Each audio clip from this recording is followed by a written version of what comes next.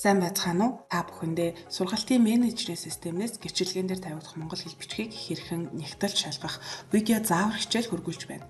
Юун төрөнд сургалтын менежмент системнээс сургуулийн нэр монгол бичгээр зөв татагдж орж иж байгаа эсхийг шалгана.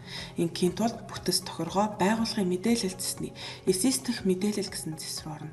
Хэрвээ уг талбарт монгол бичгийн нэр хоосон харагдчихвэл та эсэсээс татаж хадгалах товчийг дарна. Ингэснээр эсэс дээр байгаа монгол бичгийн мэдээлэл харагдах ба хэрвээ буруу байгаа бол боловсролын газраараа дамжуулан боловсролын ерөнхий газар хандаж уг монгол бичгийн нэршлиг засуулна. Засуулсан монгол бичиг эсэс дээр эхэлж засагдана. Засагдсныхан дараа дахин эсэсээс татаж хадгалах товчийг дарснаар монгол бичиг засагдаж орж ирнэ. Үүний дараагаар судлагдахууны нэр монгол бичгээр зөв орж ирж байгаа эсхийг шалгана. Ингийн тулд хөтөлбөр зэсний судлагдахуун гэдэг зэс рүү орно.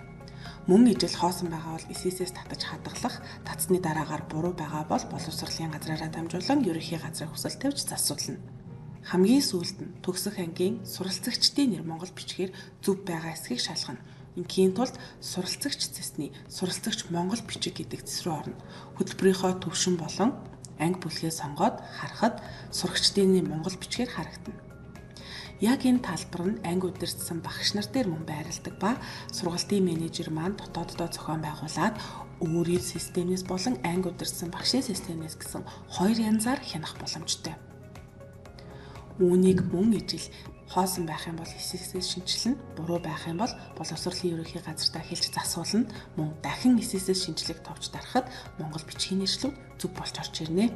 Яг энэ дарааллаар та сургуулийнхаа гэрчлэгэн дээр тавигдах монгол хэл бичгийн мэдээллийг сайтар шалгаарай. Танд амжилт хүсье. Багшийн ажлаа аз жаргалтайгаар хийцгээе.